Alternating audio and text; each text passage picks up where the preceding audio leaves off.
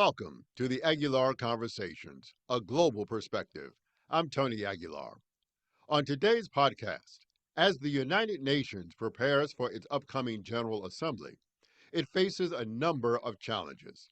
But how will the UN address those challenges and issues? Next.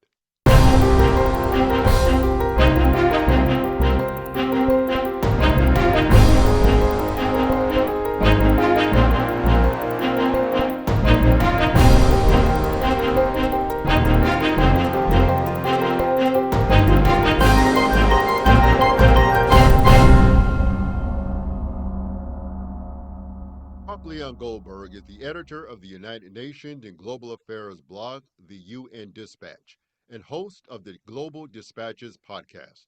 His work has been featured in publications including the New York Times, The Guardian, The American Prospect, Foreign Policy, The Los Angeles Times, Newsweek, The New Republic, and The Daily Beast, as well as providing commentary for Al Jazeera English, National Public Radio, C-SPAN, and the BBC. And he is one of the most keen observers of the workings of the United Nations. Mark, thanks for joining me today. Thanks for having me. Let me ask you a question. As the UN prepares for its GA next week, its General Assembly, what do you think we learn by observing the UN about global politics and the state of the world today? Yeah, the UN General Assembly is arguably the most important week on the international diplomatic calendar. It happens every year, it happens every September, and over 100 world leaders all gather in this one space for a condensed week of diplomacy. Often, what you'll see from these gatherings are both progress on issues of common concern, and these meetings can also highlight frictions in geopolitics today. I mean, this is a necessary consequence, I think, of having so many world leaders from a diversity of countries all gathered at one place at one time. Now, part of this is in preparation for what Guterres is calling the Summit for the Future, and which is going to take place in 2024, and unveiling of new Maastricht principles, and really a new framework for how international regulation should work and countries should interact with each other.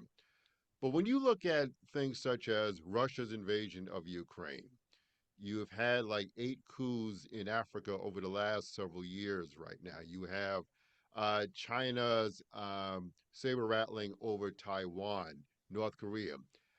How can a new framework for how nations should operate with each other work in present conditions? Yeah, I mean, we are obviously in a time of maybe more enhanced global competition among the big powers than we've seen in the post-Cold War era for all the reasons you just cited. Yet, throughout the long history of the United Nations, the world has been divided on a number of issues. Yet, despite these grand divisions, world leaders are still able to come together on issues of commonality and common principles. Look, Xi Jinping was the president of China in 2015, and Vladimir Putin was the president of Russia in 2015 when the world came together around the Sustainable Development Goals, which is a major agreement among all members of the United Nations.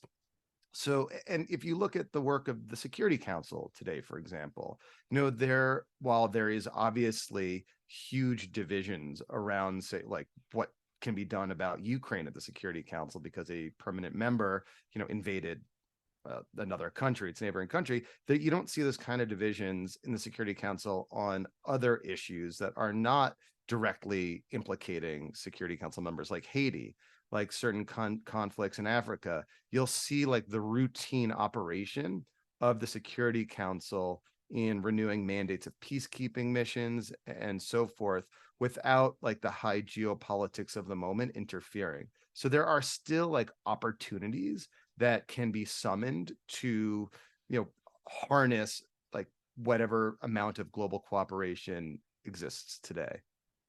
And speaking about the Sustainable Development Goals, there is concern that many of those goals have not been met at a point in time when they should have been met, and that a number of them have actually regressed.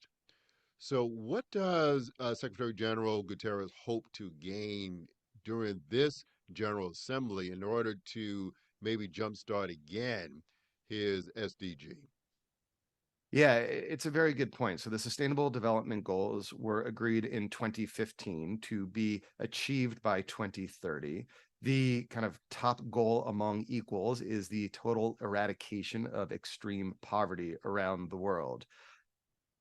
There was decent progress on many of the goals, not like rapid progress, but steady progress against many of the goals until COVID had a deleterious effect on all the goals and many of the health goals in particular.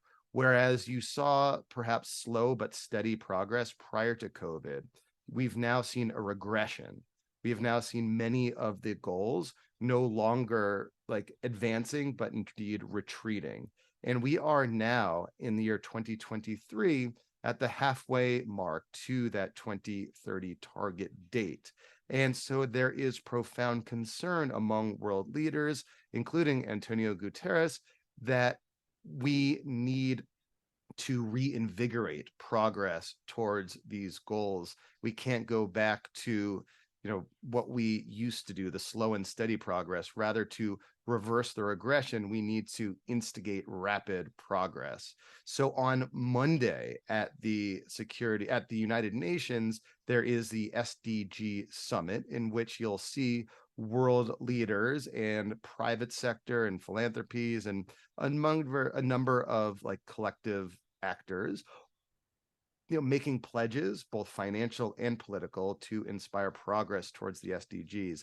And in his pre-UN General Assembly press conference last week, Antonio Guterres said that his number one goal is to see what he called a quantum leap in progress towards the SDGs. And, surprisingly to me, because I've watched him operate for many years now, he's not someone I would characterize as a perennial optimist. He often will invoke like doom and gloom in his scenarios, but he indeed expressed optimism that there will be substantial progress towards the SDGs made during this UN General Assembly. We'll have to wait and see, but that I think is one of the key issues that I'll be following certainly throughout UN High Level Week. In regards to the SDG, however, is the notion of eradicating poverty, which would include hunger, for example, and the notion of food stability. And one of the issues that he is trying to take on is the Black Sea Grain Initiative between Russia and Ukraine to make sure that food gets to various places, including Africa, because it has had a deleterious effect on nations, particularly poorer nations. So how is he going to move this along, given some of the geopolitical conflicts that we now see? So the Black Sea Grain Initiative is actually two separate agreements. Russia and Ukraine won't negotiate with each other. Rather, Ukraine signed an agreement with the United Nations and Turkey, and Russia signed an agreement with the United Nations and Turkey to permit the export of Ukrainian grain and food out of the ports in Ukraine to Turkey, where it'd be inspected to make sure it's not smuggling anything untoward, that indeed it is just food, and from there sent on to destinations, many of them in food insecure places in the Middle East and Africa. In July, that 1 year deal expired. Russia unilaterally decided not to renew this deal. And subsequent to Russia letting the deal expire, Russia embarked on what I would call a war on food in Ukraine. It started to systematically bomb Ukrainian food infrastructure, silos, ports, even empty wheat fields it would set fire to, all in an effort to target Ukrainian grain and food.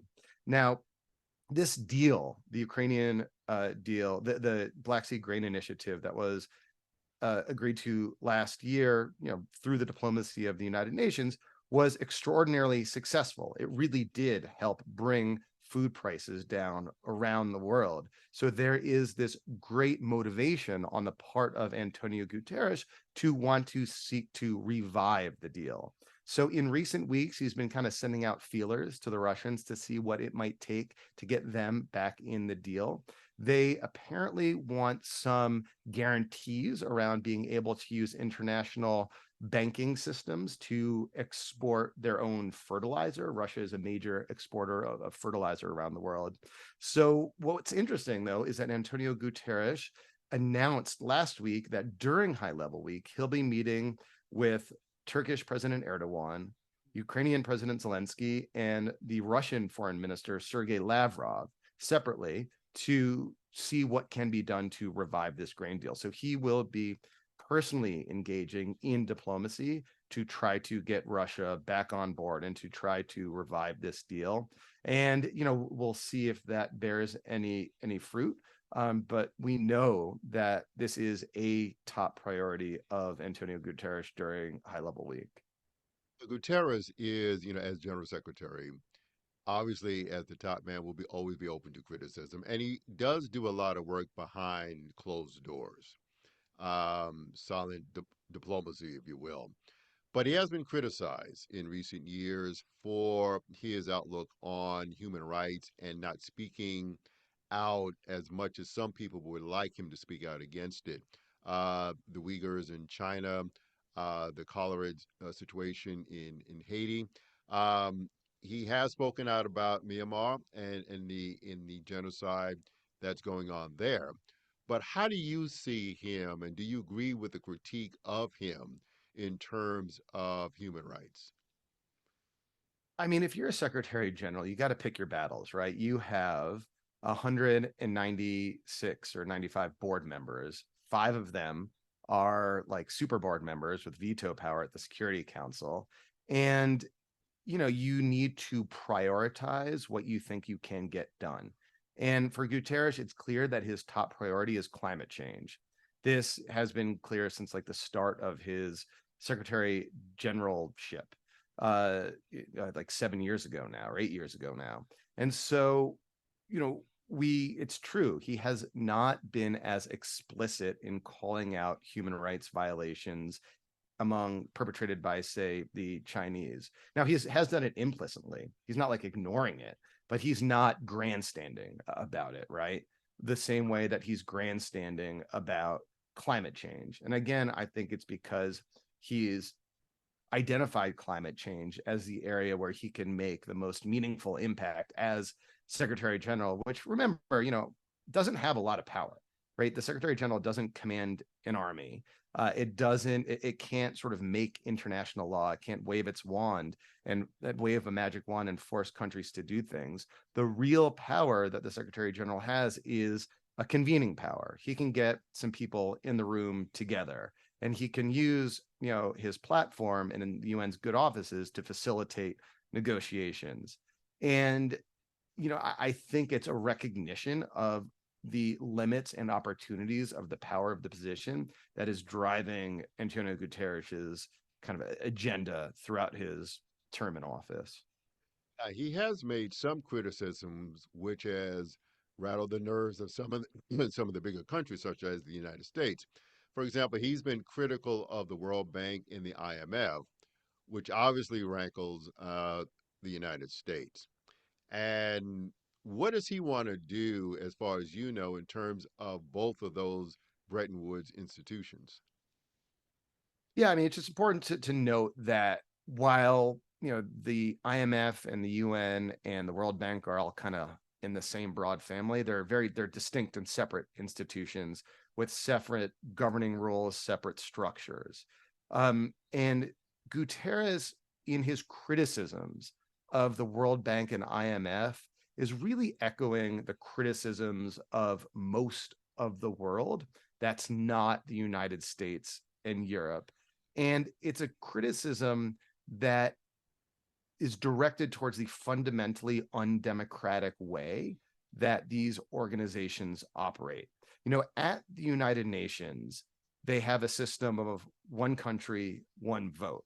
Now, at the Security Council, there are five special countries that get their veto, but a lot happens not at the Security Council, at the General Assembly, where the United States' vote is as consequential as the vote of the country of like Palau. That's not how it works at the Bretton Woods institutions. These are banks, and voting is apportioned according to the amount of shares that each country holds. The United States is the largest shareholder, so it has outsized influence, and richer countries in Europe as well have tons of shares. Now, the like countries that the World Bank is intended to support, poorer countries, countries in the developing world, they don't have much of a say. And it's that fundamental imbalance, I think, that is the heart of Antonio Guterres' criticism of those institutions. A part of his work recently in leading up to the General Assembly for next week is meeting with the so-called G77 nations, which is the smaller nations of the world, which is over 77 nations, obviously. But they represent essentially 80% of the world's population. He's been working with them, and I believe he was just in Havana meeting with them. What do you think is going to come out of that? And is that really a way for Guterres to compensate, if you will, for the critique that he would get for not being as vocal about human rights violations? So, when we think about divisions at the United Nations, we mostly think about the big geopolitical rivalries, say between the United States and Russia, or the United States and China, or the West versus, China and Russia. We think of those kind of constellations, but one of the most enduring and profound rivalries and frictions at the United Nations is not between the United States and Russia, but rather between the global North and the global South. And the G77 is a collection of 134 countries. It's oddly named for some reason. I think back in the day there were 77 countries that were a member of it, and now there's 134. And it typically includes G77 plus China, is how it's often referred to in UN parlance. But essentially, this is a coalition of the global South that bands together when it seeks to achieve its kind of collective aims in trying to wrestle power away from the global North. And you'll see this often in kind of odd, like procedural debates at the United Nations, or debates like around budget issues. Because interestingly, at the UN, the budget is decided by the General Assembly, wherever there's like one country, one vote. And so the G77 will often band together to pursue their kind of budget agenda in the kind of biannual budget declarations that happen.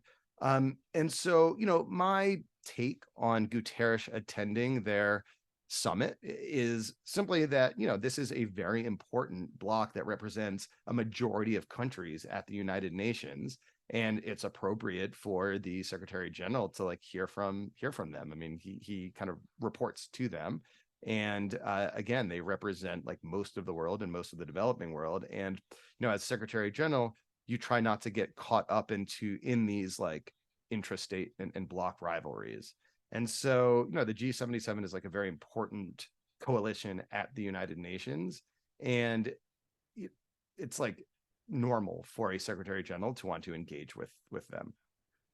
One of the things I think, in regards to the critique, let's say, of the World Bank and IMF, is the Bridgetown Initiative, which is coming out of the office of the Prime Minister of Barbados, which in many respects I would see as an answer to the critique, and saying, well, if you are critiquing it, here's a way that we can deal with smaller nations in a much more effective way in terms of providing funds to them, particularly when it comes to climate change. How do you see that initiative? Yeah, so that initiative comes in a broader context of the need for what's known around the UN as financing for development. When the Sustainable Development Goals were agreed in 2015, they had like lofty and ambitious goals and targets. parallel to that agreement in 2015 was another agreement that doesn't get much attention, but in retrospect looks equally important. It was called the Addis Ababa Action Agenda. Essentially, what it did, and it was agreed to by all member states, was say that we have these sustainable development goals that we want to reach. Here is what we need to do to provide money for countries that don't have the capacity to reach those goals on their own. And there's a climate element to this as well. And while the sustainable development goals get a lot of attention, this like funding portion of it doesn't get that much attention. And it turns out that these issues, that development, sustainable development, and helping countries deal with climate change are woefully underfunded, and that governments in the developing world in particular are having a really tough time accessing good loans, getting like debt forgiveness, and getting the kinds of support, financial support they require to meet these goals that we all agreed would happen by 2030. And so Mia Mottley, the prime minister of Barbados, has this idea of what she calls the Bridgetown Initiative, named after the capital of Barbados, which is really a series of kind of concrete reforms that the international community, including the Bretton Woods institutions, can take to reinvigorate financing for poor countries that want to develop their countries in environmentally friendly ways and want to invest more in the human capital in their own countries rather than, say, servicing debt. So it really is like a suite of issues. Now, at the United Nations on Wednesday, September 20th, there is an important meeting called the High Level Dialogue on Financing for Development.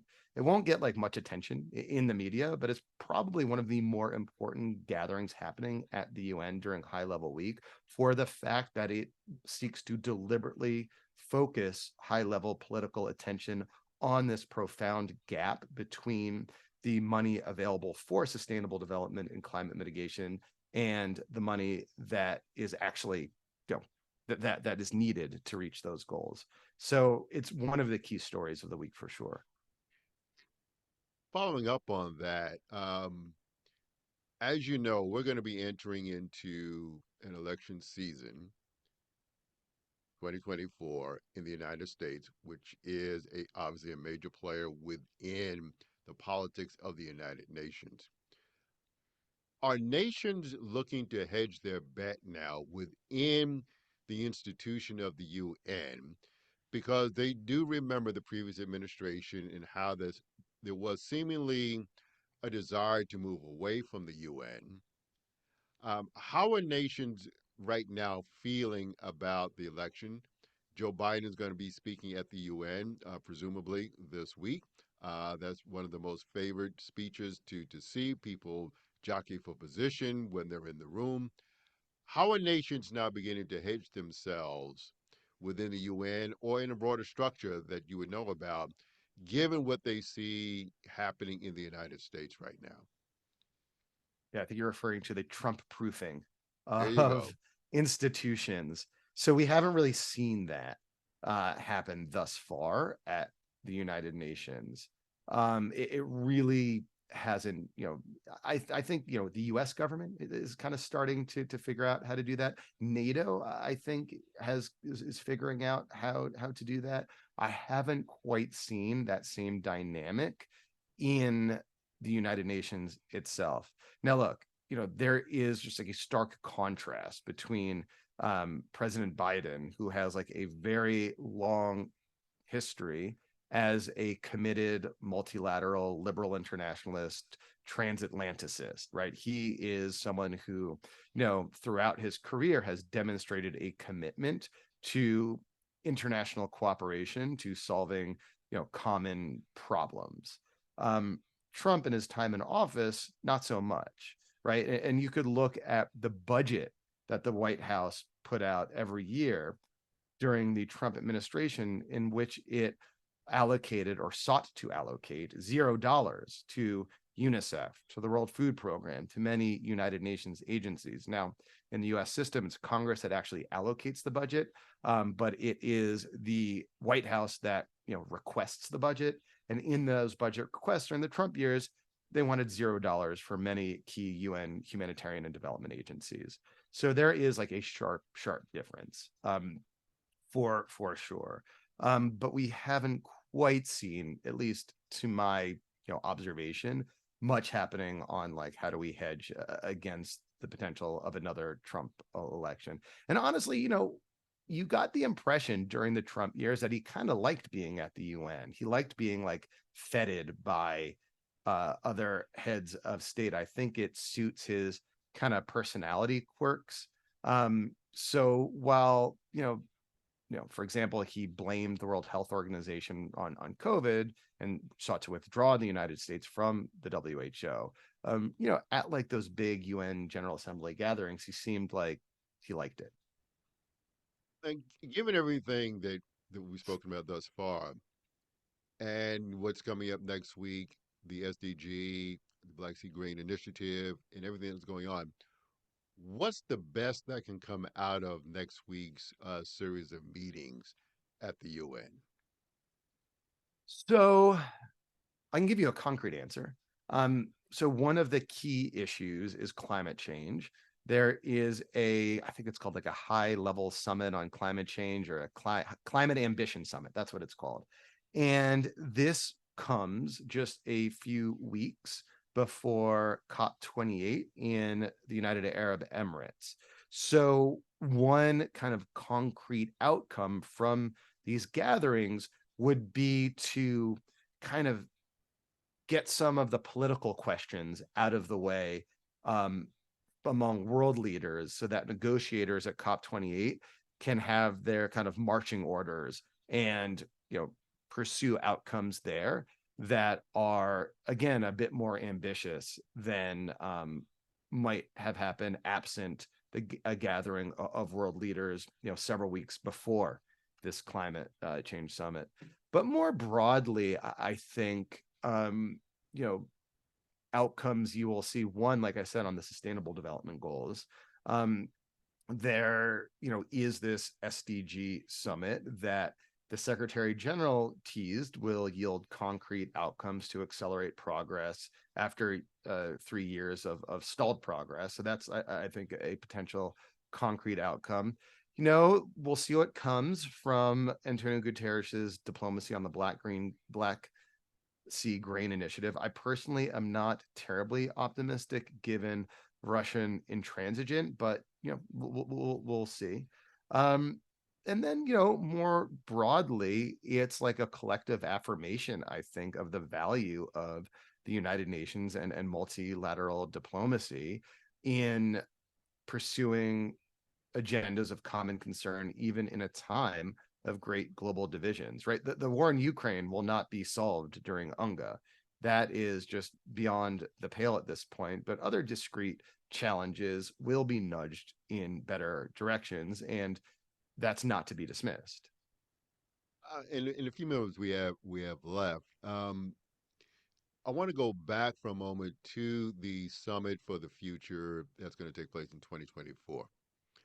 Um, and I want to couple that with the question of why should people really care about the United Nations? Because while there is in general a positive feeling about the UN, mostly on the Democratic side than there is on the Republican side in terms of the United States. But in general, people really don't understand why the UN is important. And secondly, with the so-called Maastricht principles that they want to implement next year, is it indeed time to overhaul the function of the UN and begin to operate what is a new global reality going on even right now? So when the United Nations was established 78 years ago, the world was recovering from two terrible global calamities. World War I followed quickly by the horrors of World War II. And the preamble of the Charter of the United Nations recognizes this, saying, twice in our lifetimes, the framers of the UN treaty said, we have seen the scourge of war. And while since the advent of the UN, there has certainly been war, certainly been genocide, certainly been terrible things happening around the world. There has not been a great global calamity like a world war. And judge just base it on that one basic principle. The UN has been a success. And, the years before the UN, many two terrible world wars. In the years since the UN, we've had a forum now to talk about challenges between countries instead of fighting against them. But that's like an easy mark, right? Like we've done that. There's another way I like to think about the UN, and that there are two UNs. There's the UN that talks, and there's the UN that acts. The UN that acts provides great global value. It is the UN that is sent to calamities when there's a natural or man-made disaster to care for people, to provide food and shelter. And you can imagine like what would happen in the absence of that. There'd be like more global instability if people in man-made or natural disasters didn't have their basic needs taken care of, right? So Like that Libya and benefits Morocco everyone. right now. What's that? Like Libya and Morocco right now. Like Absolutely. Libya and Morocco right now. Libya is not going to be able to. Morocco will have a bit more capacity to provide for its own citizens. Libya not so much. So you're going to see basically this the UN is like the ambulance service for countries that can't support themselves. So you'll see uh, UN agencies, UNICEF, the World Food Program, the UN refugee agencies, to provide for the basic needs of people displaced by this catastrophe. So that's like, and there's also UN peacekeeping. There's like a whole lot of UN that acts. And then there's the UN that talks, and this is I think where people get cynical about the UN, because you do see a paralysis when it comes to issues that great powers disagree on, right? So the UN Security Council can't stop the war in Ukraine because Russia is a member of the Security Council. But as I intuited earlier, there are other things that the Security Council can do and is doing. For example, approving peacekeeping missions in places that are prone to instability. And these aren't like controversial things. The US and Russia can agree that we need to send a peacekeeping mission to like the DR Congo to prevent like, you know, armed groups from running rampant and killing civilians there. So there is like the UN still functions in this kind of deeply divided world. Then looking towards the summit of the future, every like several years, the UN will kind of undergo this stock taking. Like, what have we done? What can we do better? What reforms are needed within the institution to make it live up to its principles and deliver for the people of the world in a more meaningful way? And this is what the summit of the future is really all about. It's envisioning what a reformed UN system might look like, and also trying to gather some political momentum around meaningful reforms to the UN. So, next year will be a really big, important year at the UN General Assembly. And if all goes according to plan, like world leaders will sign some sort of declaration for on the summit of the future that politically commits them to whatever kind of reforms have been negotiated throughout the year this year. Do you think the global south, as a result of the work that they're doing, will have a greater say and greater influence within the UN, let's say after the summit of the future in 2024? Will that kind of reorganization of the institution provide them with the kind of influence that their populations warrant that they should have?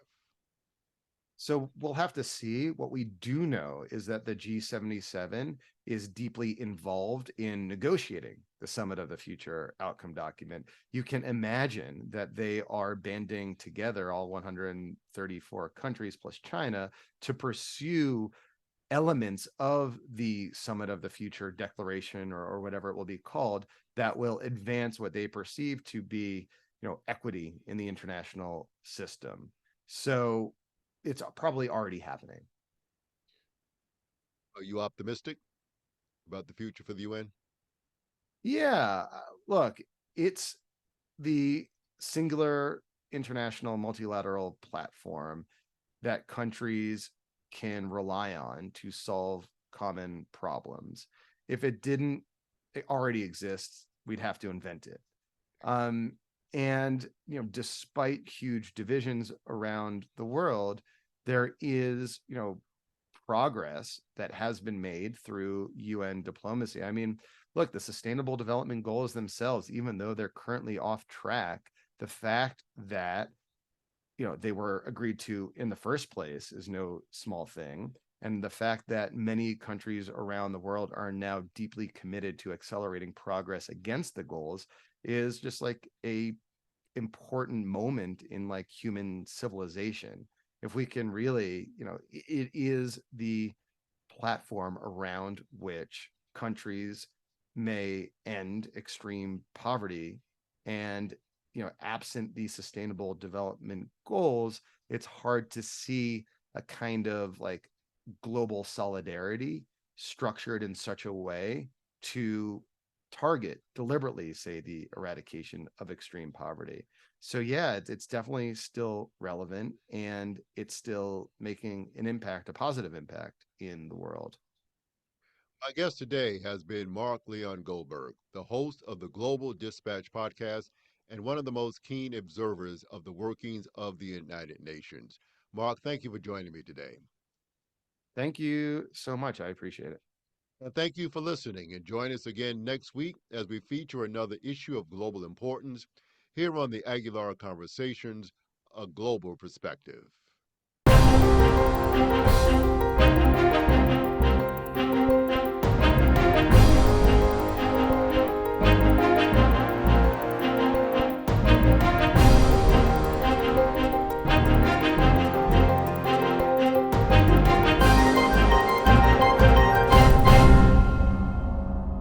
The Aguilar Conversations, A Global Perspective, is produced by Casa Margo Communications Group.